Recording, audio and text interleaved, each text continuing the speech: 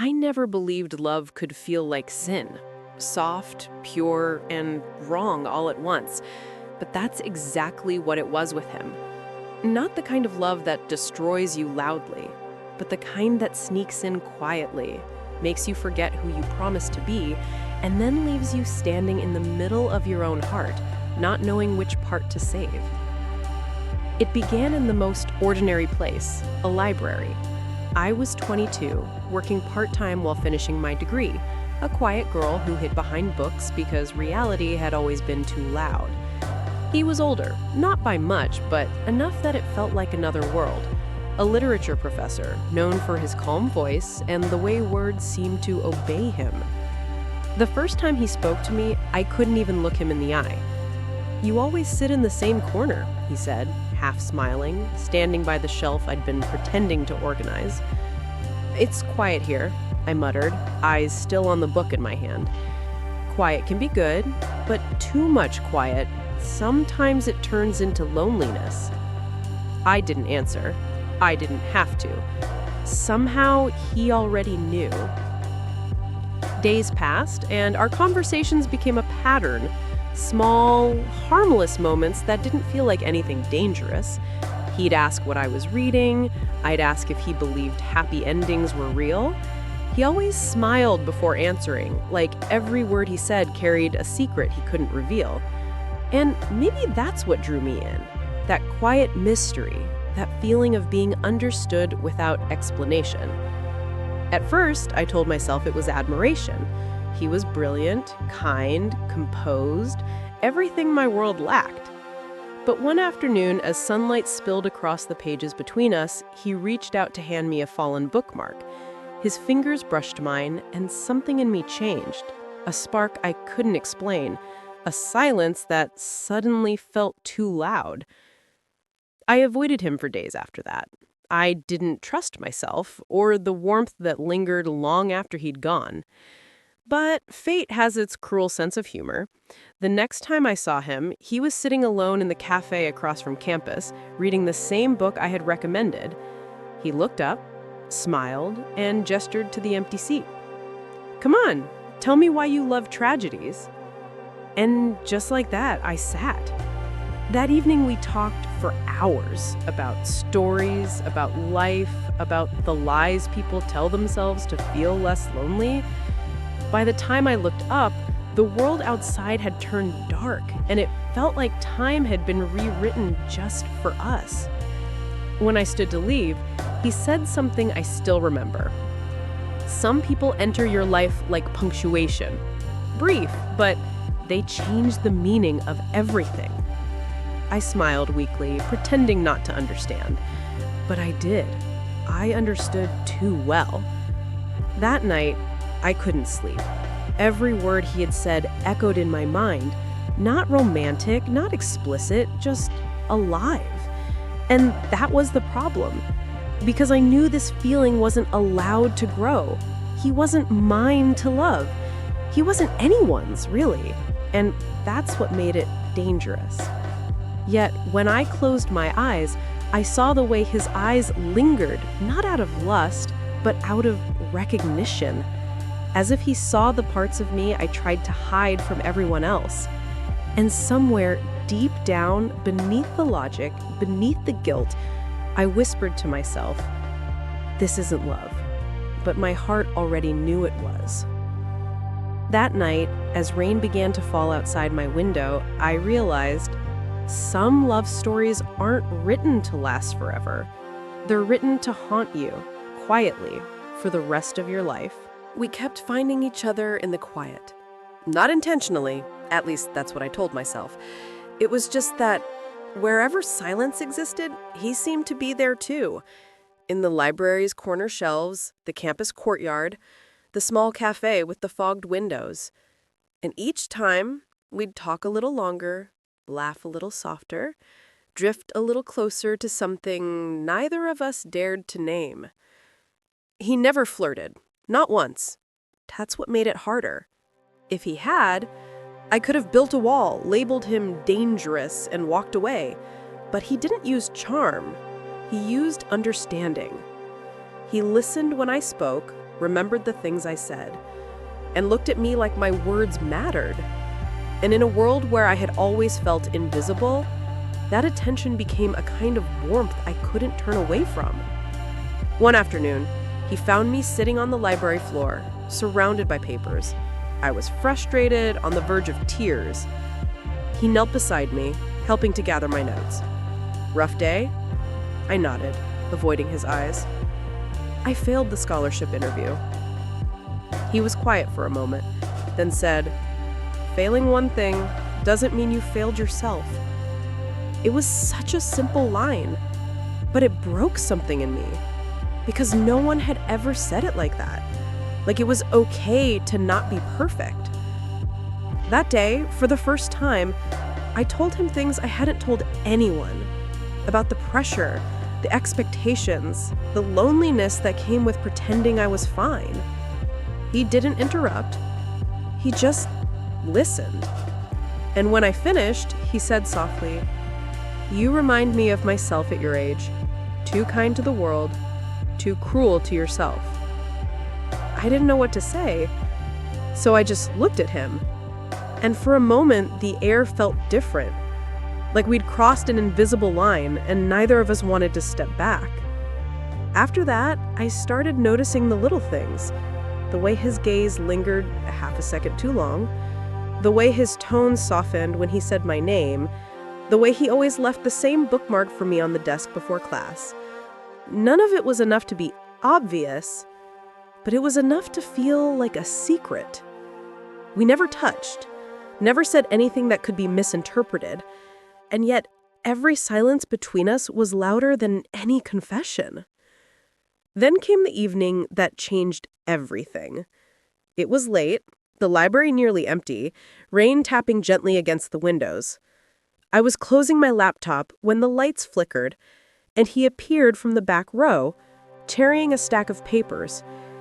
"You're still here," he said. I smiled faintly. "So are you." We laughed quietly, the kind of laugh that hides nervousness. He hesitated, then said, "Would you walk with me? Just a few minutes. The rain's nice tonight." I don't know why I said yes. Maybe because I'd run out of reasons to say no. We walked under a single umbrella through the empty courtyard, the sound of rain filling the pauses between us. At one point he said softly, "You make the world quieter." I turned to look at him, and for a moment, the streetlight caught his eyes, full of something unspoken. I felt my chest tighten. He took a slow breath, looked away, and added, "That's not something I should say." Neither of us spoke after that. We just stood there. Two people pretending not to feel what they already did. When I got home, I stared at my reflection in the mirror. My heart was racing, my thoughts tangled. It wasn't supposed to happen. I knew better. He knew better. But love doesn't ask for permission. It just happens. Quietly, completely, and without reason. That night, as thunder rolled in the distance, I whispered to myself, "I think I'm falling, and I don't know if I want to stop." 5 years changed almost everything. The campus where we once crossed paths had turned into a memory I rarely visited, a chapter I'd folded neatly away. I had built a life, a small apartment, a quiet job editing manuscripts, a rhythm that felt safe. Until the night I walked into a literary event downtown and heard a voice I hadn't heard since the rain-soaked evening that still lived somewhere in my chest. He was standing on stage, reading from his new book. Same calm tone, same deliberate pauses between words. But the years had added something, a kind of gravity that only people who've lost and learned carry. When our eyes met across the crowd, I froze. For a second, it felt as if the years between us had evaporated. After the reading, people crowded around him, asking for autographs. I almost left, but something in me whispered, "Don't run this time." So I waited. When the room finally emptied, he noticed me. The surprise on his face softened into a slow, genuine smile. Of all the ghosts I hope to meet again, you were one of them. I laughed nervously. I'm no ghost, just someone who never finished her story. He handed me a copy of his book. Then maybe we can start a new chapter. We talked outside, under the city lights, not as teacher and student, just two people trying to catch up with the time they'd missed. He told me he had left academia after losing himself to exhaustion. I told him I was editing other people's stories because I was still afraid to write my own. He smiled. You always had a writer's heart. You just needed to live first. That night, we sat on a bench near the river, watching reflections ripple across the dark water. It didn't feel forbidden anymore, but it still felt fragile, as if fate had given us a second chance and was watching quietly to see what we'd do with it. He looked at me and said, "Do you ever think about how close we were to something we couldn't name?" I nodded slowly. Sometimes I wonder if it was real or just timing. He whispered, "Maybe both." Silence followed. Comfortable, familiar, heavy with what-ifs. And yet this time, the silence didn't ache. It simply was. Before leaving, he said, "There's a coffee shop near my studio. Come by sometime. No pressure, just conversation." I smiled. "You still love conversations, don't you?" He replied, "Only the ones worth having." That night, as I walked home, the city felt different. The air smelled like rain again, but I wasn't afraid of it anymore. Maybe life doesn't erase unfinished stories. Maybe it waits until you're ready to finish them properly. As the rain began to fall softly on the street, I whispered to myself, maybe this time I'll let the story unfold, even if I don't know the ending. The first time I visited his studio, it was raining again, like the world's quiet reminder that some stories begin and end in the same weather. It was a small space, tucked above a flower shop, with shelves of half-finished manuscripts and the smell of old books mixed with coffee. He opened the door before I could even knock twice. "You came," he said, a note of relief in his voice. "I said I would," I replied. He smiled softly. "I didn't think you still kept your promises." "I didn't either," I said, and we both laughed, a little awkwardly, like two people testing the limits of memory. Inside, nothing felt forced. He made tea, I sat by the window, and the city below blurred into a watercolor of moving lights.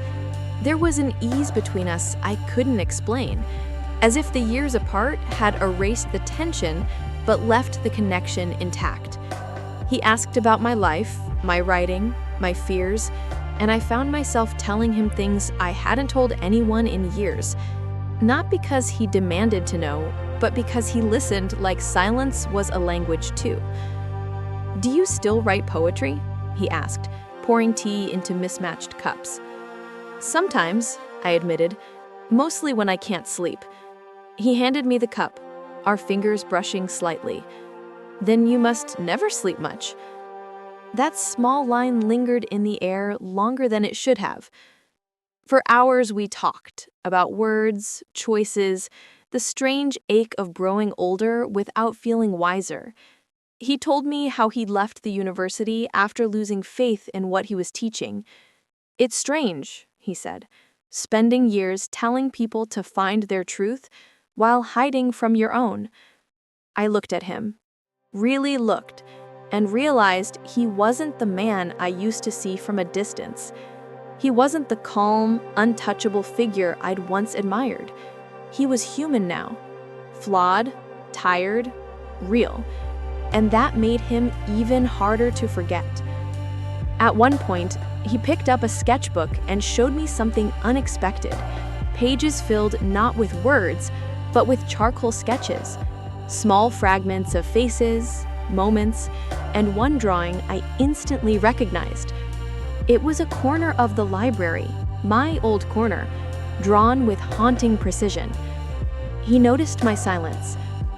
"You still remember it," I said quietly. He looked down. I never forgot it. Something in my chest tightened, not out of romance, but recognition. We were both still living inside places we thought we'd left behind. As the night grew colder, he walked me to the door. Outside, the street glowed under the rain. I hesitated. It's strange, isn't it? Meeting again after all this time. He nodded slowly. Strange, but maybe necessary. Why? I asked.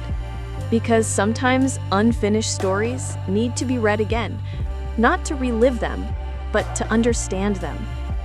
His words stayed with me the entire way home. That night, I sat by my window, watching the rain slide down the glass, each droplet catching the light like a small, moving memory. For the first time in years, my heart felt calm, not excited, not guilty, just quietly alive. It wasn't love, not yet.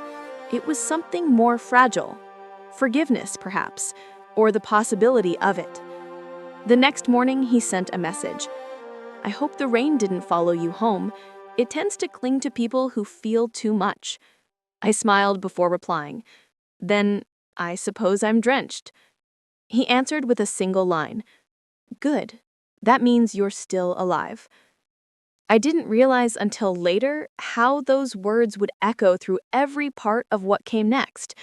Because love, I was learning, doesn't always return as passion. Sometimes it returns as peace disguised as longing. That night, as I closed my eyes, I realized time hadn't moved forward at all. It had simply waited, patiently, quietly, for us to be ready to meet it again. The weeks that followed felt like a quiet rhythm I didn't want to end. We met often, not by accident this time, but through soft, unspoken invitations. Sometimes he'd text, "Coffee?" or "The studio feels too silent today." And each time I went, without hesitation, without reason, without pretending it didn't matter anymore. There was something about those afternoons that made the world softer. We didn't talk about love, not directly. Instead, we spoke about everything around it. Books that broke our hearts, movies that lingered for days, the strange ache of nostalgia that came with growing older.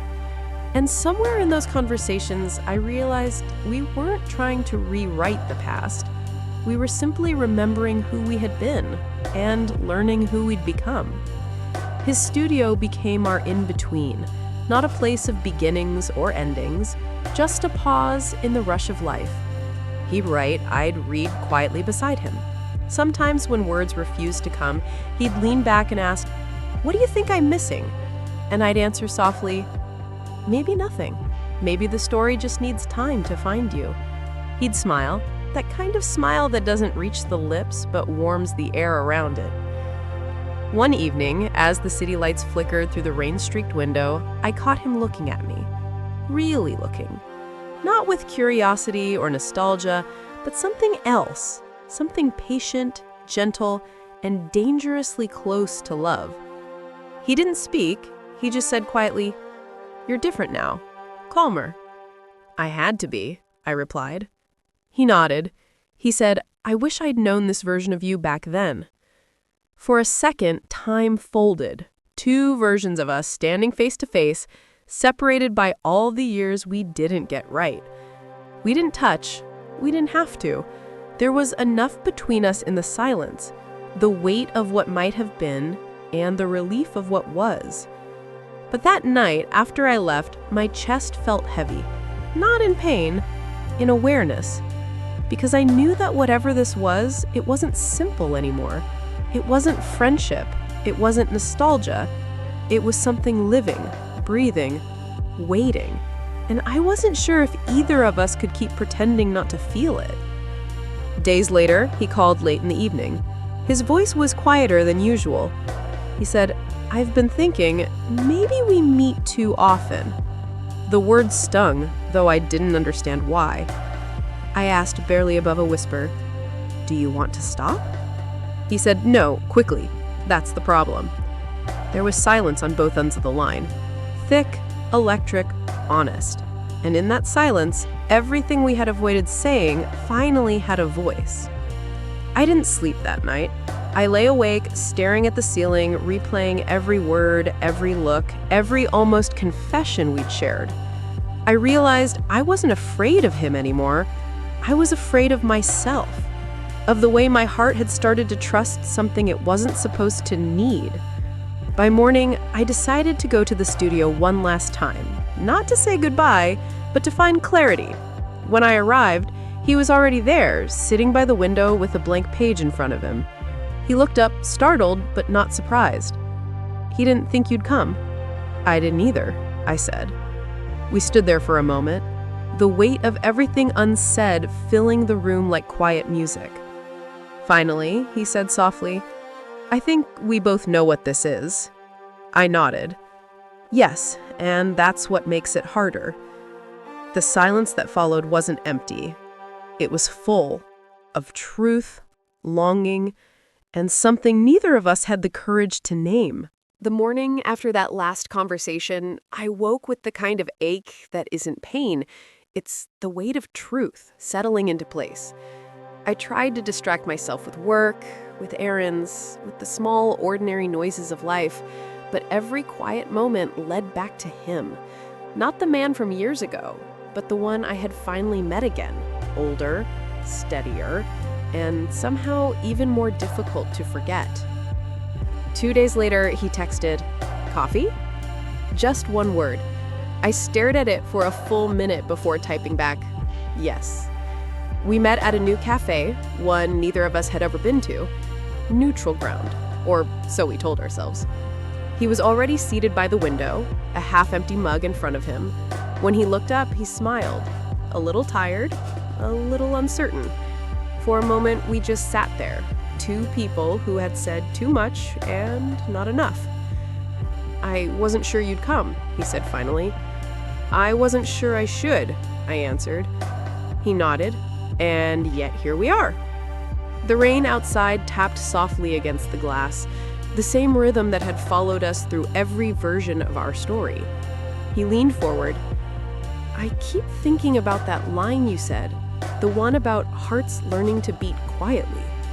Mine hasn't been quiet since you walked out of the studio." I didn't know whether to laugh or cry. Instead, I whispered, "We can't undo who we were." "No," he said, "but maybe we can forgive who we were." Something in me loosened then. Maybe that was all we ever needed, not grand confessions, just forgiveness.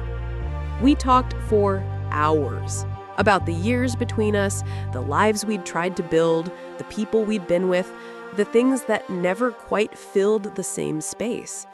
Every story we told seemed to circle back to the same question neither of us dared to ask aloud. Was this what we were waiting for all along? When the cafe closed, we stepped out into the night. The air smelled like wet earth and beginnings. He offered his umbrella, but I shook my head. "Let's walk." So we did, side by side through narrow streets glowing with puddled reflections. He said, "I used to wonder what it would be like to meet you without all the boundaries. No classrooms, no expectations, just us." "And?" I asked. He smiled. "Turns out it's harder, because now I know what I stand to lose." We stopped beneath a street lamp. The light flickered, painting everything in soft gold. He reached for my hand, hesitated, then let it fall. "I don't want to break what peace you found," he said. "And I don't want to lose what we just rediscovered," I replied. The truth hung between us like mist, neither of us sure whether to breathe it in or walk through it. When we finally said goodnight, there was no dramatic goodbye, just a look that lasted long enough to promise that this wasn't the end, only a pause. At home, I stood by the window again, watching raindrops chase each other down the glass. The city was quiet, but my heart wasn't. I realized that love doesn't always arrive in a single moment. Sometimes it waits years, patient and persistent, until both people are finally ready to hold it without fear. That night, I wrote one line in my journal. "Maybe the heart doesn't forget, It simply waits for the right time to remember. As I closed the journal, my phone lit up with a message from him. Tomorrow, same place? And for the first time, I didn't hesitate before typing yes. For weeks after that night, we fell into an easy rhythm, the kind of routine that happens when two people stop trying to control what they feel and simply let it exist. Morning messages, shared coffees, unplanned walks after work. Nothing about it was dramatic, yet everything about it felt extraordinary. Two lives gently weaving into something that felt like peace.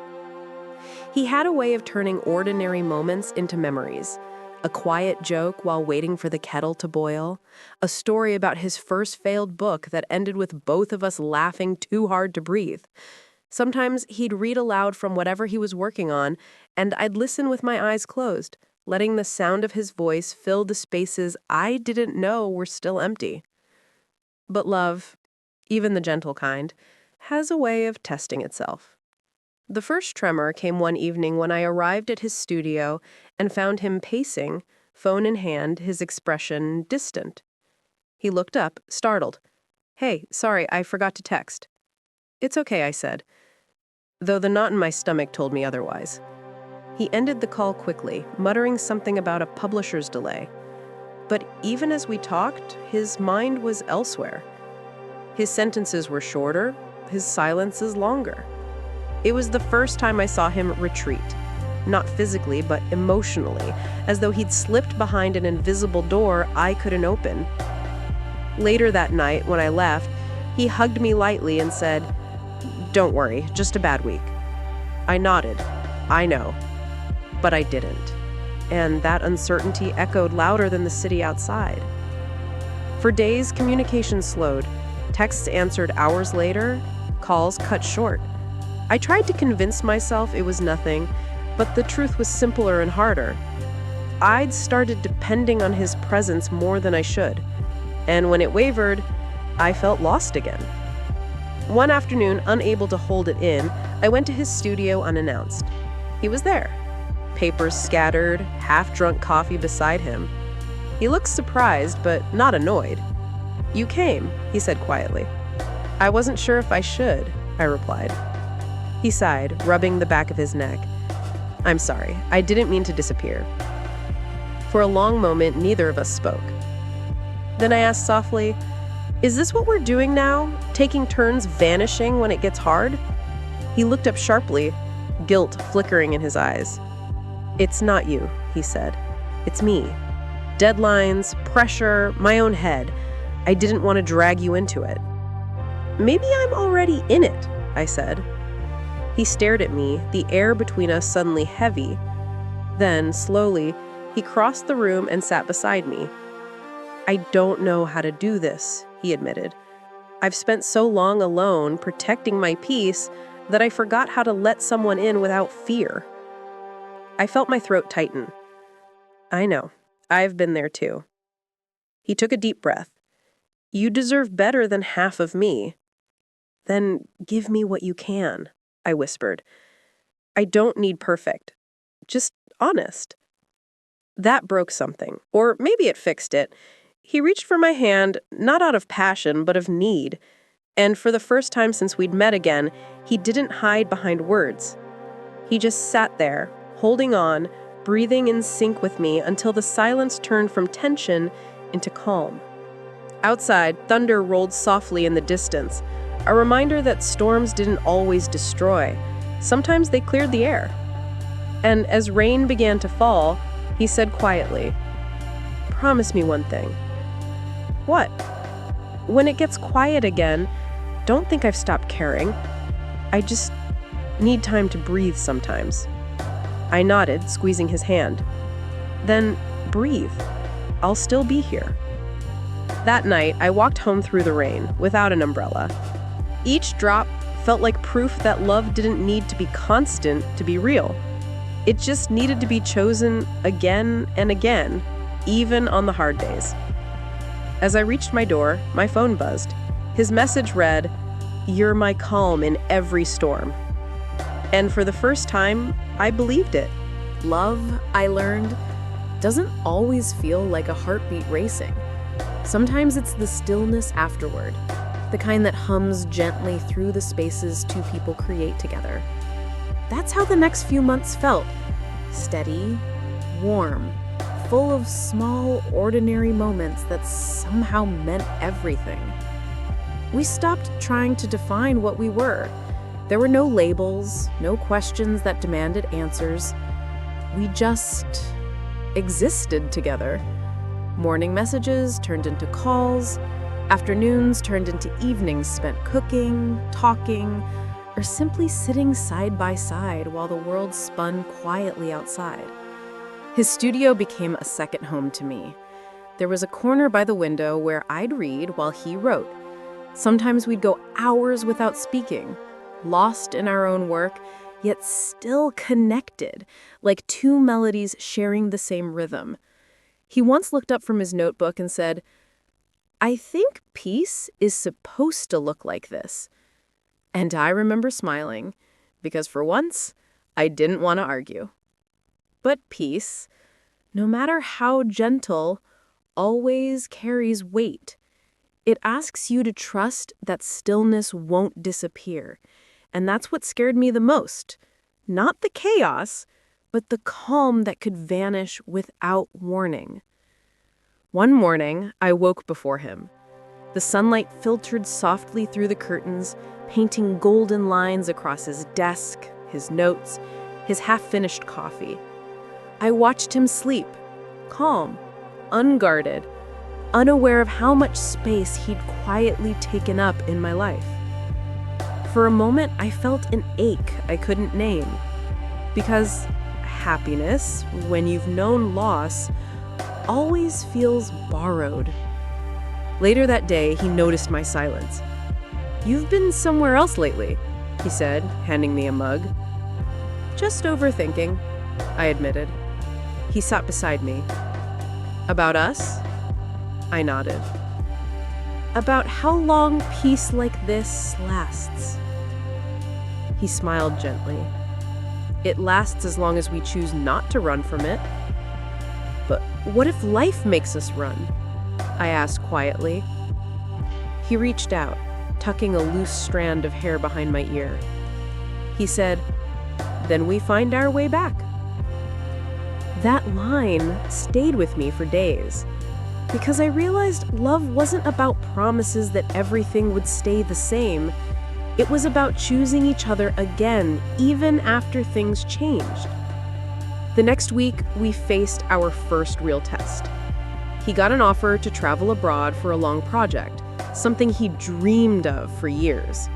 When he told me, his voice carried both excitement and hesitation. He said, "I don't want this to come between us." "It won't," I replied, though a small part of me already feared it would. The night before his flight, we sat on the rooftop watching the city lights. He said softly, "You know, when I met you again, I didn't think it would mean this much." "And now?" I asked. He looked at me for a long moment. "Now, I think everything else means a little less." We didn't talk much after that. We didn't need to. Sometimes love isn't in the words. It's in the quiet willingness to stay a little longer, even when goodbye is waiting. When morning came, I walked him to the airport gate. He smiled, tired but calm, and said, "I'll call you as soon as I land." I nodded, holding my composure. "I know." He hesitated for a second and then said, "Don't stop writing while I'm gone." I smiled. "Don't stop missing me." As he disappeared into the crowd, I realized something. This wasn't the heartbreak I once feared. It was love, steady and real, trusting the distance instead of fighting it. That night, the city felt quieter, but not lonely, because for the first time, I wasn't waiting for someone to complete me. He wasn't my escape. He was proof that I'd finally learned how to love without losing myself. As the rain began again, I whispered into the empty room, Sometimes love doesn't leave to end, it leaves to see if it's strong enough to return. Distance doesn't kill love, silence does. But sometimes, silence isn't the absence of love. Sometimes it's just love learning how to breathe without constant reassurance. The first week after he left, I tried to fill the spaces he used to occupy. The empty chair by the window, the extra mug on the table, the way my evenings used to begin with his voice. He called every night at first, short, tired calls filled with little details about the new city, the noise, the strange time zones. His voice carried the same warmth, but behind it I could hear something else. Exhaustion, maybe guilt. "Don't stay up waiting," he said once. "I won't," I lied. Some nights I'd fall asleep with my phone beside me, the screen dimmed, his last message glowing faintly like a heartbeat. Other nights I'd wake at 2 a.m., open our chat and reread old conversations. Not because I missed the words, but because I missed who we were when we wrote them. Weeks passed. The calls grew shorter, the gaps longer. Work swallowed him whole, and I told myself not to take it personally. Love, after all, is not possession. But the human heart doesn't always listen to reason. One evening, after 3 days of no call, I texted, "Are you okay?" He replied an hour later, "Just busy. You?" I stared at the message longer than I should have. 2 words, small, but enough to build both comfort and doubt. I wanted to say I missed him, that the studio felt colder without his laughter, that I kept finding pieces of him in everything I touched. But instead, I typed, "Same here." And that was it. It's strange how distance doesn't just stretch space, it stretches emotion. The smallest misunderstandings begin to echo louder, and the silence starts to shape its own language. Then one night, out of nowhere, he called. His voice was softer, tired but sincere. "I'm sorry, I've been drowning in deadlines." "I know," I whispered. "No, you don't. I keep thinking I'll have time, but the days blur together. I don't want you to think I've forgotten." "I never thought that," I said, though part of me had. He exhaled shakily. "You've become part of my calm, even from here." I smiled through tears. "Then don't let the noise take that away."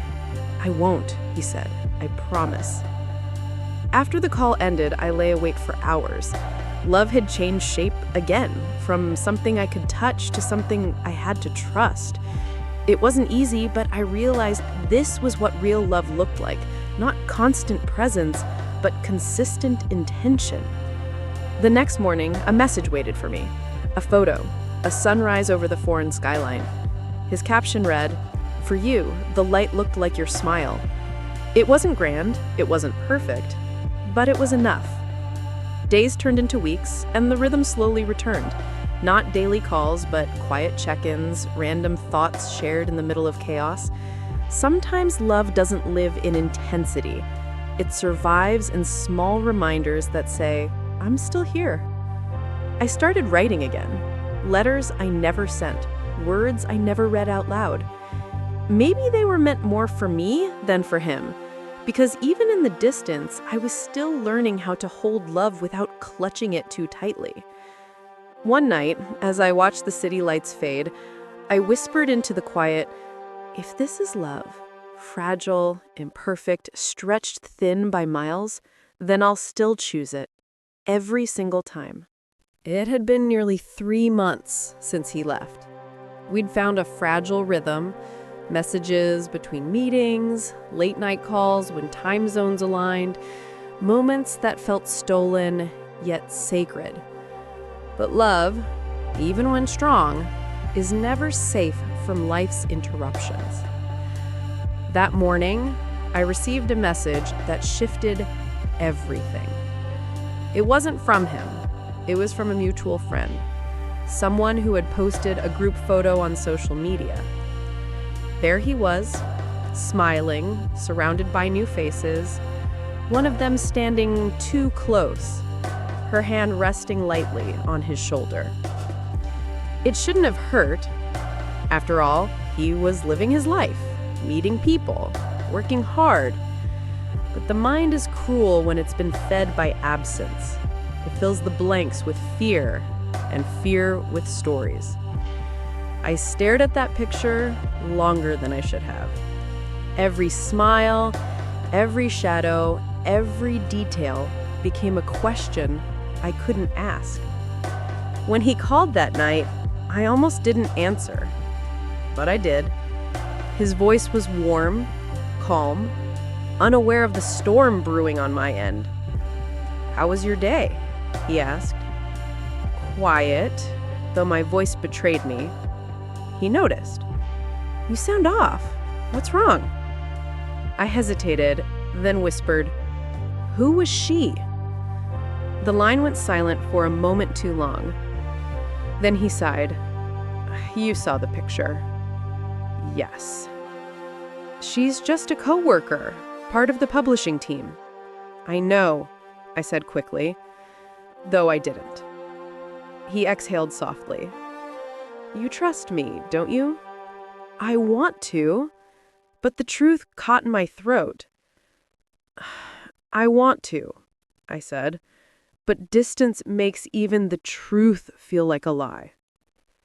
There was another pause, not angry, just heavy. Finally, he said, "I don't know how to fix that." "Maybe you can't," I whispered. "Maybe this is what distance does." Neither of us spoke after that.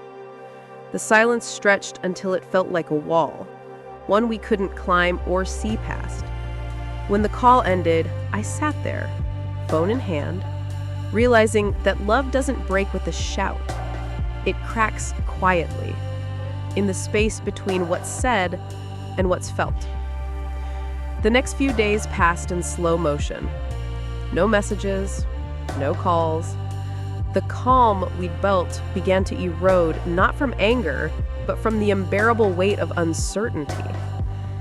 One evening, I went for a walk, trying to clear my head. The city was loud.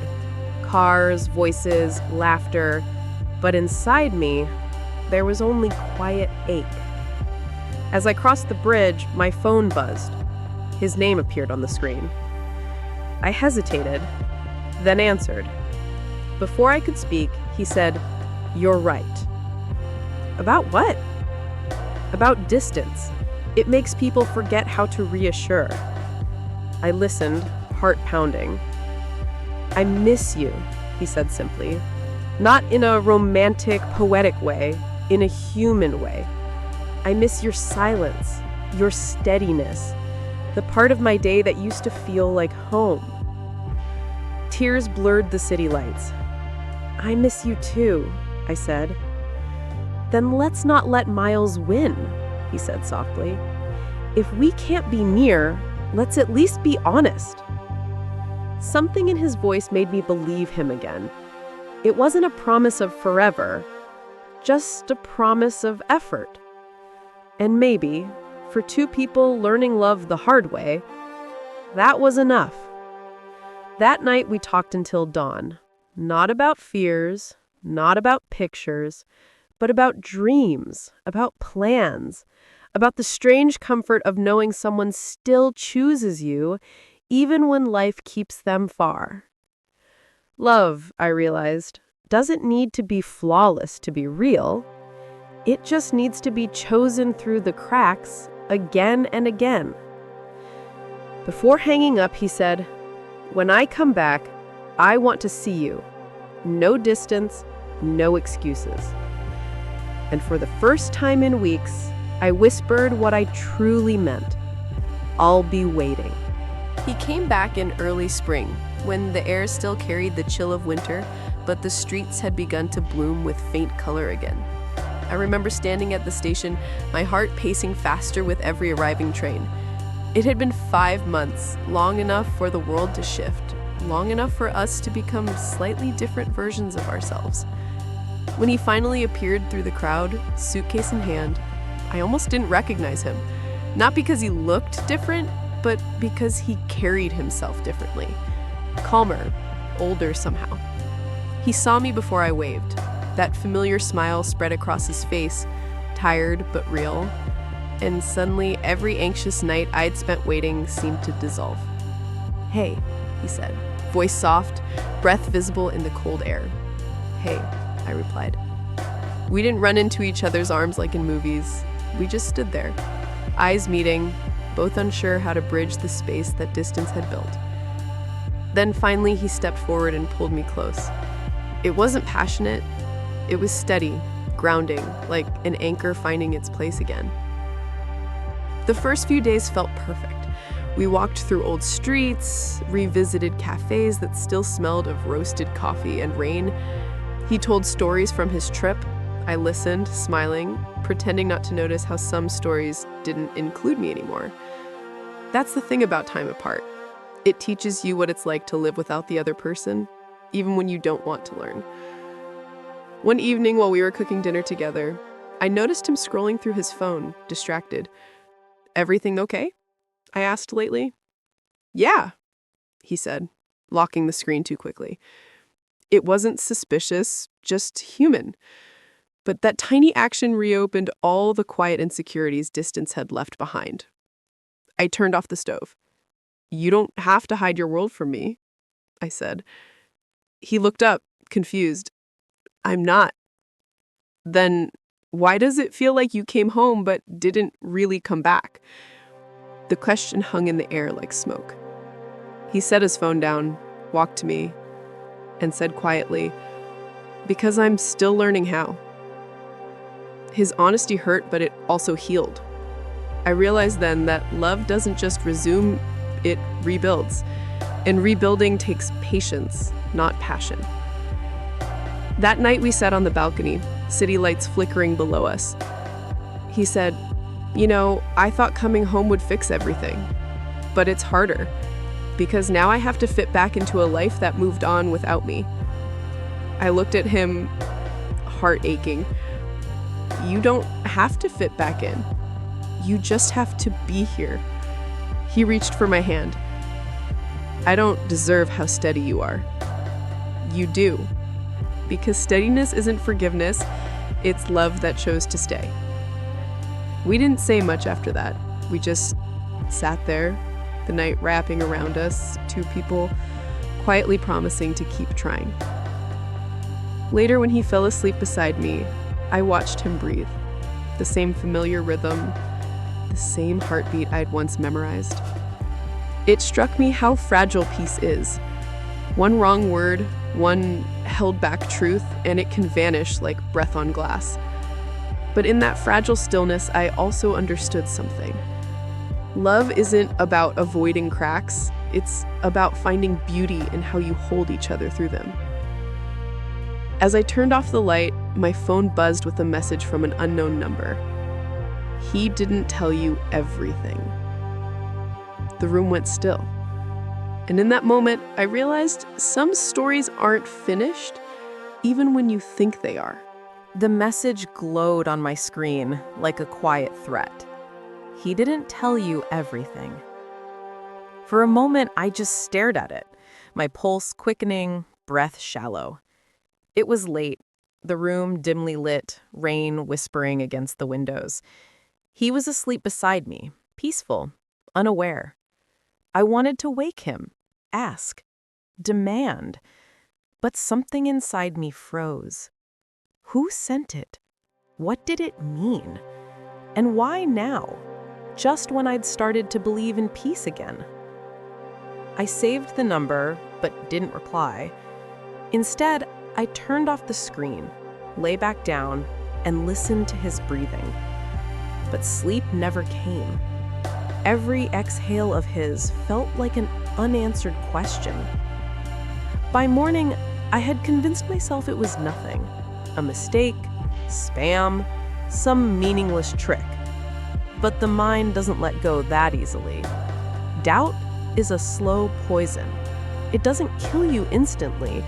It seeps, it lingers, it whispers. He woke up smiling. "You look tired," he said, brushing a thumb under my eye. "Couldn't sleep," I murmured. "Bad dreams?" "Something like that." All day, I watched him through that invisible filter. Every glance, every pause. Was he hiding something, or was I simply looking for ghosts that weren't there? That evening, he went out to meet a friend from work. I stayed home, telling him I had deadlines. But the truth was, I needed silence to think. I opened the message again. It sat there, simple, cruel, unprovable. Finally, my fingers moved. "Who is this?" No reply. Hours passed. The clock ticked louder than usual. The walls felt closer. And then, just after midnight, another buzz. "Ask him about the woman in Milan." My heart stopped. Milan, the city where he'd spent 2 months during his trip. The photo I'd seen, the girl with her hand on his shoulder. I sat there, phone in hand, the room spinning. It felt absurd, childish even, to let a stranger's words unravel everything we'd built. But it wasn't just the words. It was how easily they fit into the cracks we already had. When he came home later, the air shifted. He smelled of rain and exhaustion. "You're still up?" he asked. "Yeah," I said quietly. "Everything okay?" "I don't know," I replied. He froze, reading something in my tone. "What happened?" I hesitated, then handed him my phone. He stared at the messages, frowning. When he looked up, there was a flicker of pain. Not guilt exactly, but something close. "Whoever that is," he said slowly, "they're trying to hurt you. To hurt us." "Then tell me why they said Milan." He closed his eyes for a moment, breathing deeply. "There was someone," he said finally, "but it wasn't what you think." The world tilted. "Then what was it?" He sat down, elbows on his knees. "I met her during a rough week. Deadlines, pressure, loneliness. We talked. Maybe it looked like more, but I ended it before it began." "Did you tell me about her?" "No," he admitted, eyes full of regret, "because I didn't want it to sound like something it wasn't." For a long time, neither of us spoke. The silence wasn't empty. It was heavy, filled with things we couldn't take back. I wanted to scream, to cry, but all I managed was a whisper, "You should have told me." "I know," he said softly. "I was afraid the truth would cost me you." "It's the lie that almost did," I replied. He reached for my hand, but I pulled away. It wasn't anger, it was exhaustion. The kind that comes when love asks for strength you're not sure you have left. When he finally left the room, I sat in the dark, tears I didn't even feel streaming down my face. Maybe love wasn't meant to be easy. Maybe it was meant to test whether two people could keep choosing each other even when trust trembled. As dawn crept through the curtains, my phone buzzed again. A new message. Just 2 words this time. He lied. And with that, peace shattered. Again. The morning after our final conversation, the house felt different. Not broken, but quiet in a way that carried too much meaning. He slept on the couch again, and I sat by the window, watching sunlight crawl slowly across the floorboards. We hadn't spoken since the night before. There were no new messages, no new lies, just the heavy stillness that follows truth when it finally runs out of places to hide. It's strange. I thought honesty would make things lighter. Instead, it made everything heavier. Because truth doesn't fix what's cracked. It only shows you how deep the fracture runs. I made coffee, 2 cups out of habit. He stirred when the smell reached him, blinking against the light. "Morning," I said softly. He nodded, voice rough. "Morning." We sat across from each other, Hands wrapped around warm mugs, eyes avoiding the weight of what we both knew. Finally, he said, "I keep thinking there's something I can say that'll make it right." "There isn't," I said gently. "Some things don't need fixing. They just need to be accepted." He looked down, fingers tracing the rim of his cup. "I never meant to hurt you." "I know, but intentions don't erase pain. They just explain it." For a long time, neither of us spoke, and then quietly, he said, "Do you still love me?" I looked at him, really looked, at the tired eyes, the hands that had once felt like home, the man who had tried and failed and still tried again.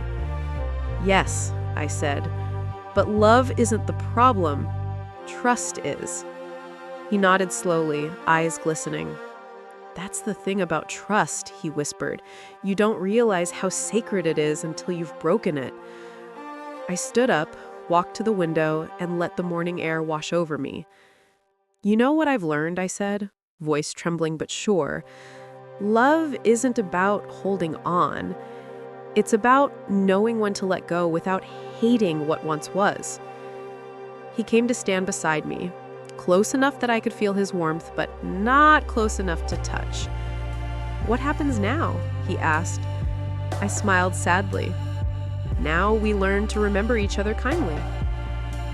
His eyes softened, filled with the kind of sadness that doesn't beg for forgiveness, only understanding. He said quietly, "You were the calm I never thought I'd find." "And I whispered, "or the storm that taught me I could survive." We both laughed through tears, that strange, broken kind of laughter that feels like both ending and healing. When he finally left, the door didn't slam. It closed gently, like he didn't want to disturb the memory of what we'd been. I stood there alone, breathing in the silence that followed. It didn't feel empty anymore. It felt like peace. Not the fragile kind we once chased, but the real kind that comes after pain has done its work. Weeks later, a letter arrived. His handwriting, familiar and steady. It wasn't an apology, not really. It was a thank you for the love that changed him, for the forgiveness he didn't deserve, for the goodbye that didn't destroy either of us. At the bottom, one line read, "You once said love learns to beat quietly. I think mine finally does." I smiled through tears, folded the letter, and placed it in my journal, the same one where the story began. And as I closed it, I realized something simple, something freeing. Some people don't come into your life to stay. They come to teach you how to finally stay with yourself. Sometimes love doesn't end in forever. It ends in peace. And that, I've learned, is its own kind of happy ending.